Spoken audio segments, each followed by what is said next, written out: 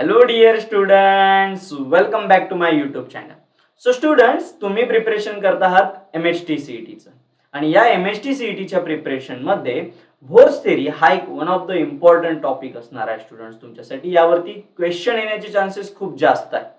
So चलो आजच्या या व्हिडिओमध्ये आपण डिस्कस करणार आहोत व्होर्स थेरी. नेमकं काय आहे, तिची पॉस्ट्युलेट्स, रिझल्ट किंवा त्याचे लिमिटेशन्स, या सगळ्या गोष्टींना आज आपण समजून घेऊया किंवा यावरती क्वेश्चन कशा प्रकारे येऊ शकतो ते देखील आपण या व्हिडिओमध्ये बघणार आहोत स्टुडंट्स. सो चलो विदाउट वेस्टिंग अ टाइम आपल्या व्हिडिओला स्टार्ट करूया. सो व्होर्स थेरी स्टार्ट झाल्यावरती स्टुडंट जो पहिला पॉइंट तुमच्या समोर येतो that is nothing but a postulates of Bohr's atomic theory. So Bohr's atomic theory means what, तर बोरने ॲटम्सला रिप्रेझेंट करण्यासाठी एक थेरी आणली होती आणि ती थेरी होती व्होर्स ॲटॉमिक थेरी. या थेरीनुसार बोरने ॲटमला कसं डिस्क्राईब केलं होतं हे सगळे पॉइंट्स त्यामध्ये एक्सप्लेन केले. So first of all we look the postulates of Bohr's theory. Bohr थेरीचे काही पॉस्ट्युलेट्स आपण समजून घेऊ. पॉस्ट्युलेट्स म्हणजे असे काही सिद्धांत की ज्यांच्या बेसिसवरती त्याने ॲटमला एक्सप्लेन केलं होतं. सो द फर्स्ट पॉस्ट्युलेट काय बघा, the electron in the hydrogen atom can move around the nucleus in one or many possible circular path of a fixed radius and energy. आता त्याला काय म्हणायचं होतं की कुठलाही हायड्रोजन ॲटम असेल, कुठलाही म्हणजे एकच असतं, हायड्रोजन ॲटम असेल आणि त्याच्यामध्ये जो इलेक्ट्रॉन असतो तो इलेक्ट्रॉन वेगवेगळ्या सर्क्युलर पाथ मध्ये रिव्हॉल्व करू शकतो. खूप सारे सर्क्युलर पाथ असतात त्या न्यूक्लियसच्या सराउंडिंग मध्ये. म्हणजे फॉर एक्झाम्पल हायड्रोजन आहे आणि हा त्याचा न्यूक्लियस आहे. सो या न्यूक्लियसच्या सराउंडिंग मध्ये खूप सारे सर्क्युलर पाथ आहे, पण इलेक्ट्रॉन या सगळ्या सर्क्युलर पाथ मध्ये नाही रिव्हॉल्व करू शकत. तो इलेक्ट्रॉन काही स्पेसिफिक सर्क्युलर पाथ मध्येच रिव्हॉल्व करतो. इट मीन्स तो फक्त आणि फक्त त्याच सर्क्युलर पाथ मध्ये रिव्हॉल्व करतो की ज्यांची एनर्जी आणि ज्यांचा रेडियस हा फिक्स असतो. ओके, ज्यांचा एनर्जी आणि रेडियस फिक्स असतो त्याच सर्क्युलर पाथ मध्ये इलेक्ट्रॉन रिव्हॉल्व करतो. तो सगळा मिळेल त्या सर्क्युलर पाथ मध्ये रिव्हॉल्व करत नाही. इट मीन्स एकदम सिंपल आहे. आपल्या घरचं एक्झाम्पल द्यायचं झालं तर समजा ही तुमची स्कूल आहे स्टुडंट्स. ओके, आणि हे तुमचं होम आहे. बरोबर, this is your home and this is your school. आता या स्कूल कडून होम कडे जाण्यासाठी तुम्हाला हा एक रस्ता आहे, बरोबर आहे. तसंच काही जण असं पण घरी जाऊ शकतात फिरून फारून, या दुसऱ्या रस्त्याने, काही जण या रस्त्याने पण जाऊ शकतात. म्हणजे बघा, शाळेपासून घराकडे जाण्यासाठी खूप सारे मार्ग आहेत. मग काय तुम्ही सगळ्या मार्गांनी घरी जातात का? नाही. तुम्ही काय करतात, एक स्पेसिफिक रस्ता ठरवून घेतात किंवा असा रस्ता ठरवतात की जिथून कमीत कमी तुम्हाला एनर्जी लागेल, लवकरात लवकर घरी पोहोचलं जाईल. सो अशा रस्त्याने तुम्ही जात असतात. सो तसंच इलेक्ट्रॉन रिव्हॉल्व करण्यासाठी खूप सारे सर्क्युलर पाथ आहेत. मग त्या सगळ्या सर्क्युलर पाथ मध्ये इलेक्ट्रॉन रिव्हॉल्व करणार का? तर नाही. इलेक्ट्रॉन फक्त त्याच सर्क्युलर पाथ मध्ये रिव्हॉल्व करेल. इलेक्ट्रॉन फक्त त्याच ऑर्बिट मध्ये फिरेल की ज्या ऑर्बिटचा रेडियस आणि एनर्जी ही फिक्स असणार आहे स्टुडंट. सो बोरने पहिलं पॉस्ट्युलेट काय दिलं की electron revolve around only those orbit hoods radius and energy is fix. ज्याचा रेडियस आणि एनर्जी फिक्स आहे त्याच सर्क्युलर पाथ मध्ये इलेक्ट्रॉन रिव्हॉल्व करेल. दुसरं पॉस्ट्युलेट काय दिलं बघा, the energy of a electron in the orbit does not change with the time. मग इलेक्ट्रॉन ज्यावेळेस या ऑर्बिट मध्ये फिरत असेल, कुठलाही इलेक्ट्रॉन असेल आणि तो ज्यावेळेस या ऑर्बिट मध्ये फिरेल, तो ऑर्बिट मध्ये फिरत असताना त्याची एनर्जी चेंज होणार नाही विथ रिस्पेक्ट टू टाइम. म्हणजे फॉर एक्झाम्पल असं नको म्हणायला, काही जणांनी असं लॉजिक पण लावलं होतं यापूर्वी की इलेक्ट्रॉन्स फिरतोय ना तर हळूहळू त्याची एनर्जी कमी व्हायला पाहिजे. ऑब्विसली आपण चालतोय तर आपली एनर्जी हळूहळू कमीच होते. So similar to that, electron जर सर्क्युलर पाथ मध्ये असा गोल गोल फिरतो आहे तर याचा अर्थ वेळेनुसार त्याची एनर्जी कमी व्हायला पाहिजे आणि ऍट दी एंड तो या न्यूक्लियस मध्ये मर्ज व्हायला पाहिजे, म्हणजे न्यूक्लियस मध्ये येऊन पडला पाहिजे.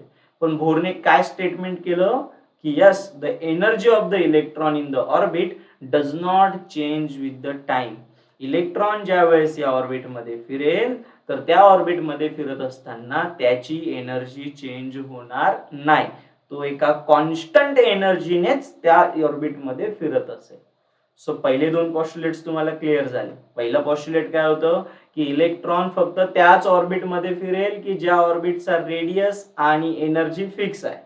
दुसरी गोष्ट, तो त्या ऑर्बिट मध्ये फिरत असताना त्याची एनर्जी चेंज होणार नाही.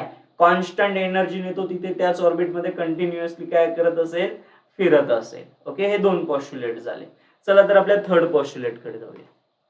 थर्ड पॉस्ट्युलेट काय बघा students, electron can move only in those orbit for which angular momentum is a integral multiple of h/2π. आता म्हणायचं काय, मग इलेक्ट्रॉन ज्यावेळेस एखादा सर्क्युलर पाथ चूज करतो तर तो डिपेंड करतो एका फिक्स रेडियस आणि फिक्स एनर्जीचा. मग तो सर्क्युलर पाथ त्या फिक्स रेडियस आणि फिक्स एनर्जीचा तोच सर्क्युलर पाथ कसा काय सिलेक्ट करायचा, म्हणजे इलेक्ट्रॉनला, आता हा इलेक्ट्रॉन समजा आपण कन्सिडर केला ए नावाचा हा इलेक्ट्रॉन आहे. मग याने न्यूक्लियस पासून हा रेडियस चूज केला, त्याची काहीतरी XYZ एनर्जी होती. मग ह्या इलेक्ट्रॉनला काही स्वप्न पडलं होतं का नाही, एवढ्या फिक्स रेडियस आणि एवढ्या फिक्स एनर्जीनेच आपल्याला रिव्हॉल्व करायचं नाही ना, असं तर नव्हतं ना, असं त्याला स्वप्न वगैरे तर नाही पडणार. मग त्याने हा फिक्स रेडियस आणि फिक्स एनर्जी कशी काय ठरवली, तर सिंपलशी गोष्ट आहे, इलेक्ट्रॉन त्या ऑर्बिटमध्ये कधी पोहोचला किंवा इलेक्ट्रॉन त्याच ऑर्बिटमध्ये कधी पोहोचला की ज्याचा रेडियस एवढा होता आणि एनर्जी एवढी होती. स्टुडंट्स, इलेक्ट्रॉन फक्त त्याच ऑर्बिटमध्ये रिव्हॉल्व करतो की ज्या ऑर्बिटचा अँग्युलर मोमेंटम, सो ज्या ऑर्बिटसाठी त्या इलेक्ट्रॉनचा अँग्युलर मोमेंटम म्हणजे काय, तर mvr. ओके, हा अँग्युलर मोमेंटम कॅल्क्युलेट करण्याचा फॉर्म्युला आहे. हा अँग्युलर मोमेंटम मल्टिपल असतो, integral multiple of h/2π. Integral multiple म्हणजे काय, number of times, n is equal to 1 2 3 4, म्हणजे 4 times of h/2π, 3 times of h/2π, 2 times of h/2π, h/2π. So integral multiple times ज्याचा angular momentum असतो त्याच ऑर्बिटमध्ये electron revolve करत असतो. बाकी कुठल्याही ऑर्बिटमध्ये इलेक्ट्रॉन रिव्हॉल्व करणार नाही. सो इलेक्ट्रॉन ज्यावेळेस एखादी ऑर्बिट चूज करतो तर तो अशी ऑर्बिट चूज करतो स्टुडंट्स की ज्याचा रेडियस हा फिक्स असतो. सेकंड थिंग, त्याची एनर्जी ही फिक्स असते आणि त्या ऑर्बिटमध्ये इलेक्ट्रॉनचा अँग्युलर मोमेंटम यस तो असतो multiple times, integral multiple times of h/2π, where h is nothing but a Planck's constant. h ला काय म्हटलं जातं, प्लँक्स कॉन्स्टंट. आणि तुमच्या माझ्या या पहिल्या व्हिडिओमध्ये, याच्या अगोदरच्या पहिल्या व्हिडिओमध्ये तुम्हाला याच्या सगळ्या कॉन्स्टंटच्या व्हॅल्यूज प्रोव्हाइड केलेल्या आहे. ओके, सो तुम्हाला प्लेलिस्ट मध्ये सुद्धा स्टुडंट्स तुम्हाला या सगळ्या व्हॅल्यूज किंवा सिरियली तुम्ही सेशन्स बघितले तर MST CET चे सिरियल लेक्चर्स तुम्हाला तिथे बघायला मिळतील. ओके, जस्ट प्लेलिस्ट मध्ये जायचं आहे आणि डेली ऍक्टिव्हिटी सर्च करायचं आहे तुम्हाला तिथे. येस, 1 2 3 नुसार h ची व्हॅल्यू मिळून जाईल बाळांनो फर्स्ट व्हिडिओमध्येच. सो प्लँक्स कॉन्स्टंटची व्हॅल्यू एक्सप्लेन केली. सो हा झाला तुमचा थर्ड पॉस्ट्युलेट. फोर्थ पॉस्ट्युलेट काय आहे, the frequency of a radiation absorbed or emitted is a difference between the two energy states, stationary state. It means जर एखादा इलेक्ट्रॉन आहे आणि त्याला जर तुम्ही एखादी एनर्जी प्रोव्हाइड केली बाळांनो, ओके, आता एनर्जी दिल्यानंतर तो इलेक्ट्रॉन काय करेल तर एक्साइटेड होईल आणि एका हायर एनर्जी ऑर्बिट मध्ये जाऊन बसेल. ओके, ऑब्विसली आपली एनर्जी झाली तर आपण एक्साइटेड स्टेटला जातो, आपली एनर्जी कमी झाली की आपण ग्राउंड स्टेटला येतो. सिमिलर टू दॅट, एखाद्या इलेक्ट्रॉनला जर तुम्ही एनर्जी प्रोव्हाइड केली तर इलेक्ट्रॉन हा ग्राउंड स्टेट मधून म्हणजे त्याच्या नॉमिनल स्टेट मधून, ओरिजिनल स्टेट मधून हायर एक्साइटेड स्टेटला जातो, हायर एनर्जी ऑर्बिट मध्ये जातो. आणि एनर्जी संपली की परत एक्साइटेड स्टेट मधून कुठे येतो, ग्राउंड स्टेटला येतो. सो हा क्रम चालूच असतो. एनर्जी मिळाली की हायर एनर्जी ऑर्बिट मध्ये जाणार, एनर्जी कमी झाली की लोअर एनर्जी ऑर्बिट मध्ये जाणार. मग त्याने हे जी एनर्जी ऍब्झॉर्ब केली किंवा एनर्जी इमिट केली तर ही ऍब्झॉर्ब किंवा इमिट केलेली एनर्जी ही रेडिएशनच्या फॉर्मॅटमध्ये असते बाळांनो. आणि रेडिएशनची एक पर्टिक्युलर फ्रिक्वेन्सी असते. So frequency of a radiation of absorb or emitted, so त्याने ऍब्झॉर्ब केलेली एनर्जी किंवा इमिट केलेली एनर्जी हिची जी काही फ्रिक्वेन्सी आहे ती फ्रिक्वेन्सी किती असेल तर it is a difference between the two energy of the stationery state. म्हणजे काय तर समजा याची पहिली एनर्जी E1 आणि याची एनर्जी E2, या दोघं एनर्जीच्या डिफरन्स एवढी त्याची काय असली पाहिजे, फ्रिक्वेन्सी असली पाहिजे. सो एनर्जी डिफरन्स किती असेल दोन ऑर्बिट मध्ये, that is E2 minus E1, एवढा त्यांच्यामध्ये एनर्जी डिफरन्स असेल. आणि हा एनर्जी डिफरन्स किती असतो स्टुडंट्स, E2 मायनस E1, तर हा एनर्जी डिफरन्स असतो एच न्यू एवढा, एच न्यू एवढा, where H is a Planck's constant आणि nu is a wave number. So H ला आपण इकडे पाठवलं तर nu is equal to E2 minus E1 upon H असा एक फॉर्म्युला तुम्हाला मिळतो. Where this nu is called a Bohr's frequency rule. So याला काय म्हटलं जातं बाळांनो, बोर्स फ्रिक्वेन्सी रूल म्हटलं जातं. रिमेंबर, सो पेपरला येऊ शकतं which one of the following is a Bohr's frequency rule. तो बोर्स फ्रिक्वेन्सी रूल काय असणार आहे स्टुडंट्स, तर nu is equal to E2 minus E1 upon H हा तुमचा असेल बोर्स फ्रिक्वेन्सी रूल असणार आहे स्टुडंट. चलो तो थोड़ा आगे बढ़ेंगे बच्चा पार्टी. हा झाला तुमचा फोर्थ पॉस्ट्युलेट. चला एकदा चारही पॉस्ट्युलेट्सला आपण एक छोटासा रिकॅप करूया. फर्स्ट पॉस्ट्युलेट काय होता की electron revolves only on those orbit whose radius and energy is fix. Electron फक्त त्याच ऑर्बिट मध्ये फिरेल की ज्याचा एनर्जी आणि रेडियस फिक्स आहे. सेकंड, प्रत्येक ऑर्बिट मध्ये इलेक्ट्रॉन फिरणार नाही किंवा इलेक्ट्रॉन ज्यावेळेस ऑर्बिट मध्ये फिरेल तर त्यावेळेस त्याची एनर्जी काय होणार नाही, चेंज होणार नाही. Energy does not change with the time. Third postulate काय होता स्टुडंट्स की electron only moves only in those orbit whose angular momentum is multiple of h upon 2 pi, integral multiple of h upon 2 pi. आणि last, ज्यावेळेस इलेक्ट्रॉनला energy दिली it absorb energy किंवा तो higher state वरून lower state मध्ये it emits the energy. आणि ती energy काय असते तर दोन स्टेशनरी ऑर्बिट मधल्या एनर्जीचा डिफरन्स असतो. सो तेवढी एनर्जी तो एक तर ऍब्सॉर्ब करतो किंवा तेवढी एनर्जी तो इमिट करतो. बेसिक एक्झाम्पल आहे हे बघा, एक 10 मजली बिल्डिंग आहे. ओके, ही फर्स्ट फ्लोअर आणि हा 10th फ्लोअर. तुम्हाला फर्स्ट फ्लोअर वरून 10th फ्लोअर वरती जायचं आहे. तर तुम्ही काय करणार, एनर्जी ऍब्सॉर्ब करणार. तुम्हाला एनर्जी मिळाली तरच जाणार ना तुम्ही फर्स्ट वरून 10th वरती. मग फर्स्ट वरून 10th पर्यंत जाताना तुम्हाला किती एनर्जी मिळाली पाहिजे, तर फर्स्ट फ्लोअर आणि 10th फ्लोअर या दोघांमधल्या एनर्जी डिफरन्स एवढी जर तुम्हाला एनर्जी मिळाली तरच तुम्ही फर्स्ट पासून 10th वरती जाणार ना. तेवढी एनर्जी नाही मिळाली तर तुम्ही 9th पर्यंत पोहोचणार किंवा 8th पर्यंत पोहोचणार. दुसरी गोष्ट, 10th वरून ज्यावेळेस तुम्ही फर्स्टला येतात तर तुम्ही ऍब्सॉर्ब केलेली एनर्जी बाहेर टाकून देतात कारण की तुम्ही ग्राउंड स्टेटला येतात. That is you can emits the energy. तुम्ही एनर्जीला इमिट करत असतात स्टुडंट्स. सो हा एक फॉर्म्युला तुमच्यासाठी बोर्स फ्रिक्वेन्सीचे हे 4 पॉस्ट्युलेट्स आहेत. लक्षात ठेवा याच्यामध्ये 2 फॉर्म्युले तुम्हाला व्यवस्थित लक्षात ठेवायचे, हा एक आणि हा एक.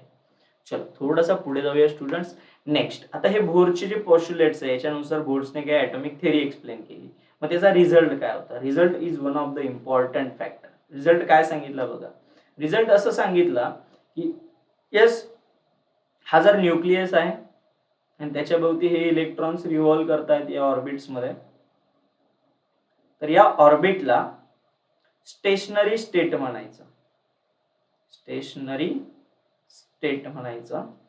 हे स्टेशनरी स्टेट म्हणा और तुम्ही याला ऑर्बिट म्हणू शकता स्टुडंट. स्टेशनरी स्टेट और ऑर्बिट और अलाउड एनर्जी स्टेट. याला काय म्हणायचं, allowed energy state. Allowed energy state याचा अर्थ काय की त्याच्यामध्ये इलेक्ट्रॉन रिव्हॉल्व करू शकतो असं अलाउ केलेली एनर्जी. Okay, next. आणि हे जे स्टेशनरी स्टेट आहे यांना इंडिकेट करायचं आहे एन ने. हे पहिला पॉइंट. हा रिझल्ट होता काय की या ज्या स्टेशनरी स्टेट्स आहेत ज्यांच्यामध्ये इलेक्ट्रॉन रिव्हॉल्व करतोय that is indicated by N. आणि यांचा मिनिंग असा होतो की that is nothing but principal quantum number. पण पुढे बघणारच आहोत प्रिन्सिपल क्वांटम नंबर. नेक्स्ट, दुसरा रिझल्ट काय होता, हा तर फर्स्ट रिझल्ट झाला. सेकंड रिझल्ट काय होता की त्याने या प्रत्येक ऑर्बिटची रेडियस फाइंड आउट करण्याचा फॉर्म्युला दिला. मग तो फॉर्म्युला असा होता की रेडियस ऑफ nth ऑर्बिट. मग n म्हणजे 1 2 3 4 ही फर्स्ट, ही सेकंड, ही थर्ड, अशी खूप सारे ऑर्बिट्स असतील. So n is equal to orbit. मग तुम्ही कुठल्याही ऑर्बिटचा रेडियस शोधू शकता आणि त्यासाठी फॉर्म्युला दिला होता a0 is equal to rn is equal to a0 into n square. a0 into n square हा फॉर्म्युला दिला. where n is equal to what, number of stationary orbit 1 2 3 4 whatever it is.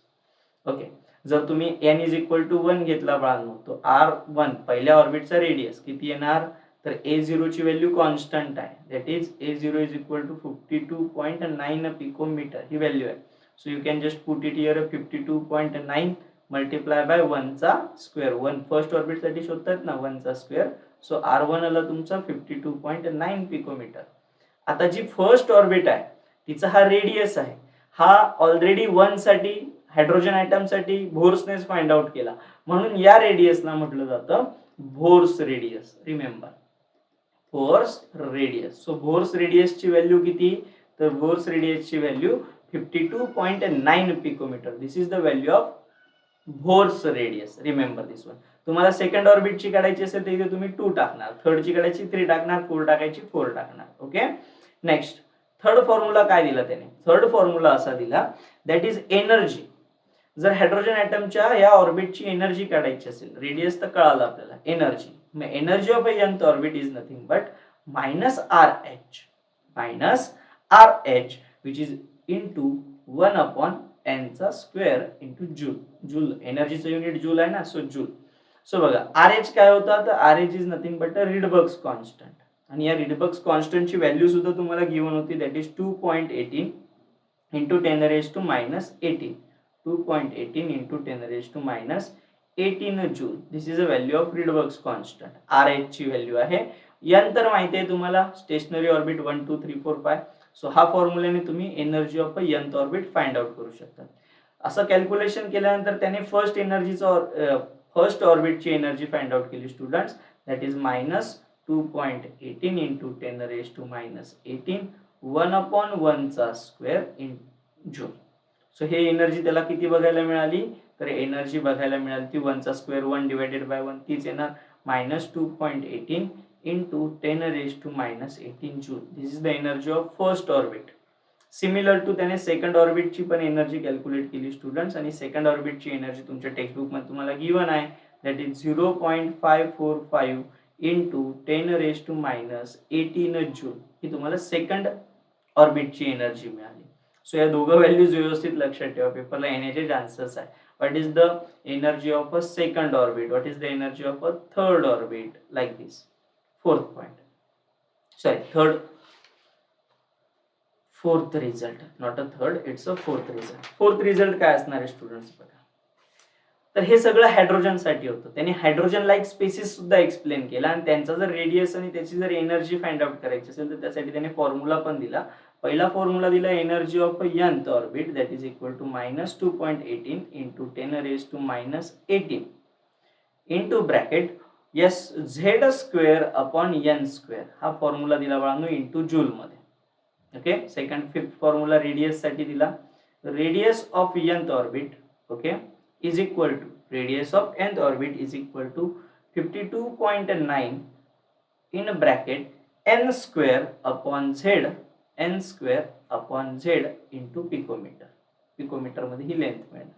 आता हे जे दोन फॉर्म्युले आणले, हे दोन फॉर्म्युले कशासाठी होते, तर हायड्रोजन लाईक स्पेसिस होते. हायड्रोजन लाईक स्पेसिस म्हणजे काय, तर समजा हायड्रोजन घेतला तुम्ही, तर हायड्रोजन कडे ॲटॉमिक नंबर 1, याचा अर्थ त्याच्याकडे एक इलेक्ट्रॉन आहे. मग अशा स्पेसिस की ज्यांच्याकडे एकच इलेक्ट्रॉन आहे, म्हणजे फॉर एक्झाम्पल तुम्हाला सांगायचं झालं तर helium plus helium atomic number 2 आहे, म्हणजे 2 इलेक्ट्रॉन्स, पण त्याच्या डोक्यावरती एक पॉझिटिव्ह चार्ज दिला, तर त्याच्याकडे किती इलेक्ट्रॉन्स असतील बाळांनो, एकच इलेक्ट्रॉन असेल. मग झाला ना हा हायड्रोजन सारखा. किंवा लिथियम 2 प्लस, लिथियमचा ॲटॉमिक नंबर 3 आहे, 3 इलेक्ट्रॉन्स असायला हवे, पण पॉझिटिव्ह 2 चार्ज आला, याचा अर्थ 2 इलेक्ट्रॉन लॉस झाले. त्याच्याकडे किती इलेक्ट्रॉन्स राहिले, एक इलेक्ट्रॉन राहिला. सो ह्या हायड्रोजन लाईक स्पेसिस आहे, आणि यांचा जर रेडियस एनर्जी फाइंड आउट करायची असेल यांच्यामधल्या ऑर्बिटची, तर तुम्हाला हे दोन फॉर्म्युले यूज करायचे. झेड म्हणजे ॲटॉमिक नंबर, आणि एन म्हणजे कुठल्या ऑर्बिटची एनर्जी फाइंड आउट करायची. सो झेड आणि एन ची व्हॅल्यू टाकली की तुम्हाला आन्सर मिळणार आहे. दुसरी गोष्ट, आता तुम्ही हे सॉल्व्ह करणार का सरजी, कॅल्क्युलेशन करणार का, डोंट टेक अ टेन्शन. कॅल्क्युलेशनच्या भानगडीत पडू नका, फॉर्म्युले लर्न ठेवा, फॉर्म्युलेच पेपरला येणार आहे. ओके. रिडबर्ग कॉन्स्टंटची व्हॅल्यू लक्षात ठेवा, ही व्हॅल्यू पण तेवढीच इम्पॉर्टंट आहे, पेपरला येऊन गेलेली आहे. तसंच हायड्रोजन लाईक स्पेसिस कोणकोणते आहेत, तर त्या हायड्रोजन लाईक स्पेसिस वरती फोकस करा स्टुडंट्स, कारण की त्या देखील बऱ्याच वेळेस पेपरला येऊन गेलेल्या आहेत की हायड्रोजन लाईक स्पेसिस कोणत्या आहेत. सो ह्या हायड्रोजन लाईक स्पेसिस यांच्यावरती लक्ष ठेवा. चल, तो पुढे गेल्यानंतर आहे ना तुम्हाला एक इम्पॉर्टंट पॉइंट बघायला मिळतो, दॅट इज बोर्स थेरीचे काही लिमिटेशन्स आहेत. त्यातलं पहिलं लिमिटेशन काय बघा, Bohr's atomic model is failed to account for the finer details of hydrogen atom spectrum observed in a sophisticated spectroscope experiment. So बोरचं जे ॲटॉमिक मॉडेल होतं ते काही गोष्टी एक्सप्लेन करण्यासाठी फेल ठरलं. काय फेल ठरलं की जर हायड्रोजन ॲटम्स स्पेक्ट्रम मध्ये म्हणजे सोफिस्टिकेटेड स्पेक्ट्रोस्कोप एक्सपेरिमेंट म्हणजे काय तर स्पेक्ट्रोस्कोपचा काही एक्सपेरिमेंट केला गेला. त्या एक्सपेरिमेंट मध्ये हायड्रोजन ॲटमचे जे स्पेक्ट्रम्स बघायला मिळाले ते स्पेक्ट्रम्स बोर ॲटॉमिक मॉडेल मध्ये बघायला मिळाले नाही. सो ते spectrum bore atomic model explain करण्यासाठी फाईन नव्हता किंवा व्यवस्थित त्याने ते एक्सप्लेन केलं नाही किंवा एक्सप्लेनच केलं नाही इन डिटेल मध्ये. बघा फायनर डिटेल्स हव्या होत्या त्यांना. फायनर डिटेल्स म्हणजे इन डिटेल मध्ये त्यांनी तो स्पेक्ट्रम जो होता स्पेक्ट्रोस्कोपी एक्सपेरिमेंटचा जो स्पेक्ट्रम होता तो स्पेक्ट्रम त्याने एक्सप्लेन करायला हवा होता, पण इन डिटेल मध्ये तो बोर थिअरीने एक्सप्लेन केला नाही. दॅट्स वाय ते लिमिटेशन आहे त्याचं. सेकंड लिमिटेशन काय, Bohr's model was unable to explain the spectrum of atoms other than hydrogen. Bohr थिअरीने हायड्रोजन व्यतिरिक्त बाकी काहीही एक्सप्लेन केलं नाही. हायड्रोजन व्यतिरिक्त जे एक्सप्लेन केलं ते पण हायड्रोजन लाईक स्पेसिस साठीच एक्सप्लेन केलं की जे हायड्रोजन सारखे आहे. बाकी अदर स्पेसिस किंवा अदर ॲटम साठी त्याने काहीही एक्सप्लेनेशन दिलं नाही. थर्ड पॉस्ट्युलेट काय, थर्ड लिमिटेशन काय, Bohr's theory could not explain the splitting of spectral lines in the preference of magnetic field that is Zeeman effect and electric field that is called a Stark effect. So आता Bohr थिअरीने splitting of spectral line हा काय फंडा आहे बघा. Splitting of spectral line याचा अर्थ असा होतो की हायड्रोजन ॲटमला ज्यावेळेस बर्न केलं गेलं स्टुडंट्स तो त्याच्यातून काही रेडिएशन्स बाहेर पडले आणि त्या रेडिएशनच्या बेसिसवरती एक स्पेक्ट्रम ड्रॉ केला गेला. त्या स्पेक्ट्रम मध्ये काही स्प्लिटिंग लाईन्स होत्या, त्या एक्सप्लेनच केल्या नाही. जर तुम्हाला त्याची डायग्राम बघायची असेल तर टेक्स्टबुक पेज नंबर 40 वरती तुम्हाला एक 4.5 फिगर 4.5 बघायला मिळेल. 40 पानावरती 4.5. सो ती त्याने एक्सप्लेनच केली नाही. Page number 40 figure number 4.5. So ती त्याने काही एक्सप्लेनेशन दिलं नाही स्टुडंट्स. आणि last, Bohr's theory fail to explain the ability of atom to form a molecule by the chemical bond.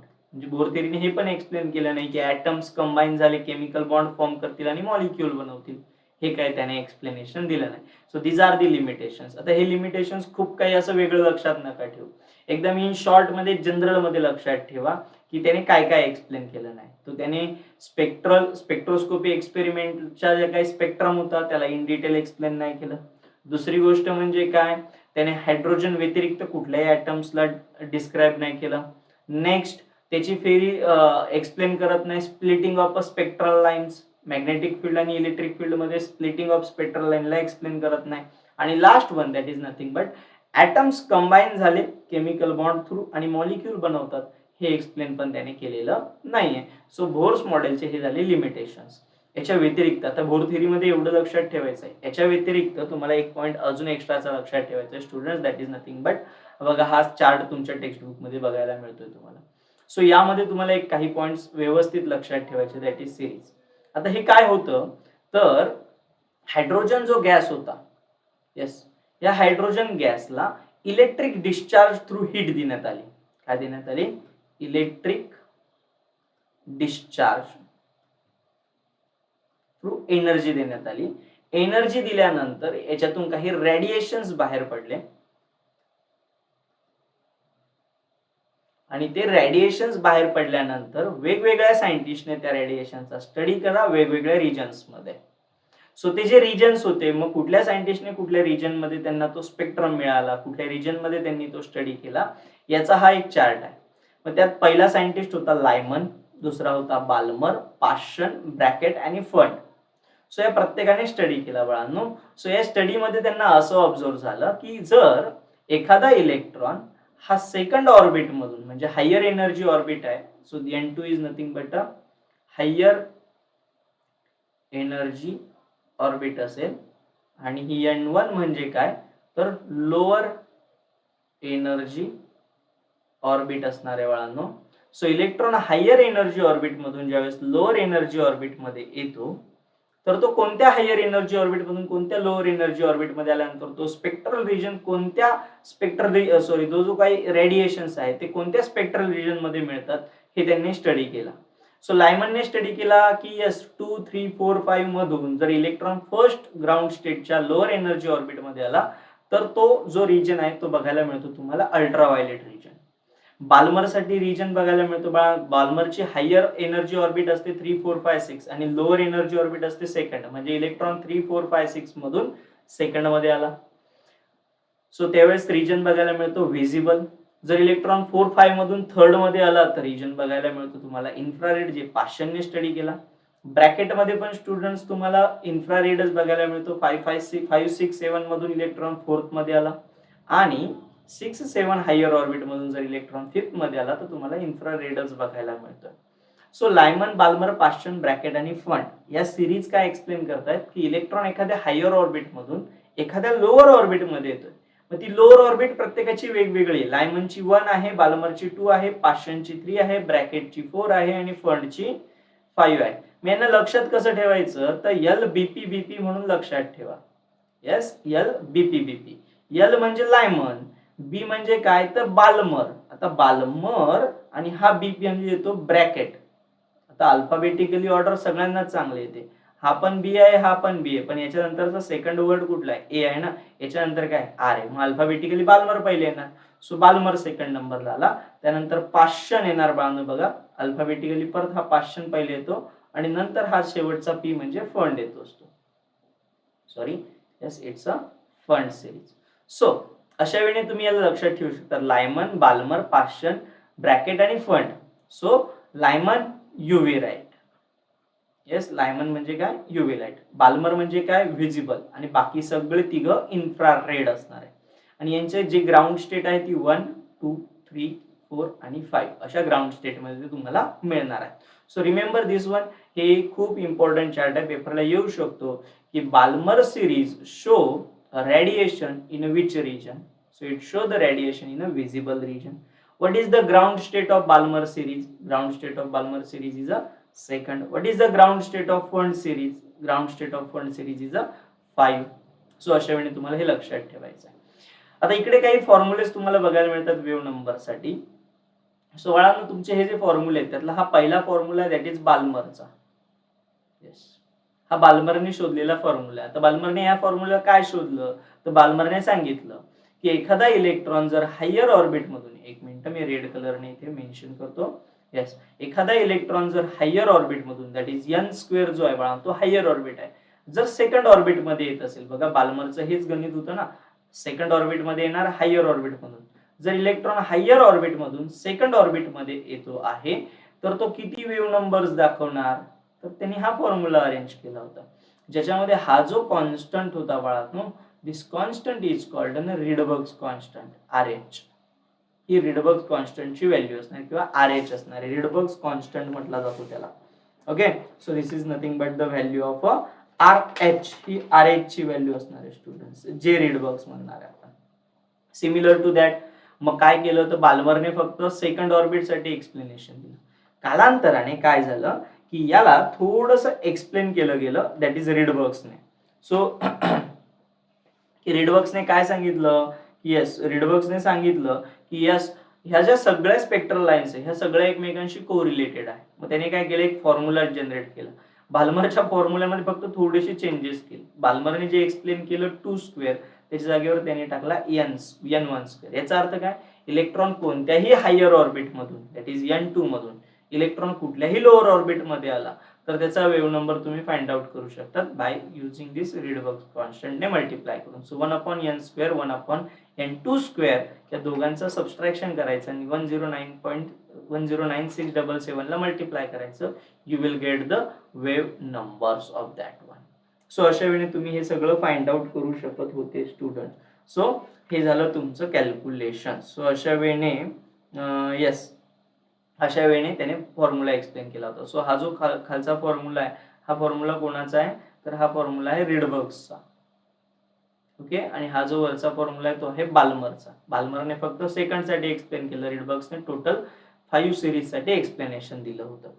So students, हे झाले तुमचं MHT CET point of view ने बोर्स थेरी.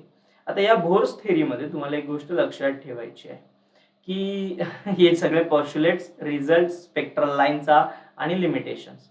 या व्यतिरिक्त तुम्ही जर टेलिग्राम चॅनलला जॉईन नसाल स्टुडंट्स तर टेलिग्राम चॅनलला जॉईन करून घ्यायचं आहे. ओके, सो टेलिग्राम चॅनलची लिंक तुम्हाला व्हिडिओच्या डिस्क्रिप्शन बॉक्समध्ये बघायला मिळेल. यासोबतच तुम्ही जर टेलिग्राम चॅनलला जॉईन केलं असेल बाळांनो, तर तुम्हाला काही स्टडी मटेरियल देखील प्रोव्हाइड केलं जाईल. म्हणजे ह्या ज्या बोर थेरी आहे यावरती क्वेश्चन कशा प्रकारे पेपरला येत असतो, याचे काही एमसीक्यूज तुमच्यासोबत तिथे शेअर केले जातात. सो ते एमसीक्यूज जर फ्री ऑफ कॉस्ट मध्ये तुम्हाला हवे असतील तर टेलिग्राम चॅनलला जॉईन करा. यासोबतच आपल्या युट्यूब चॅनलचं नाव तर माहिती आहे, केमिस्ट्री बाय गुणवंत माली, आणि व्हॉट्सअप नंबर तुमच्यासोबत शेअर केला आहे बाळांनो. जर तुम्हाला कुठलीही डिफिकल्टी असेल तर तुम्ही या व्हॉट्सअप नंबरला जॉईन करू शकता. आणि चॅनलला सबस्क्राईब केलं नसेल तर सबस्क्राईब करा रे बाबांनो. So this is all about the session. चला तर भेटूया आपण आता नेक्स्ट सेशन मध्ये. तोपर्यंत टाटा बाय बाय स्टुडंट्स. आणि हो, आपला डेली व्हिडिओ येत असतो संध्याकाळी 4:30 ते 5 मध्ये. सो रिमेंबर, सो टेलिग्राम आपल्या युट्यूब चॅनलला सबस्क्राईब करून राहू द्या बाळांनो, कारण की डेली तुम्हाला मिळणार आहे 4:30 to 5 PM च्या मध्ये एक स्पेशल व्हिडिओ जो तुमच्या प्रिपरेशनला टॉप लेवलवर नेऊन ठेवेल. So this is all about the session. Thank you very much. Tata bye bye students.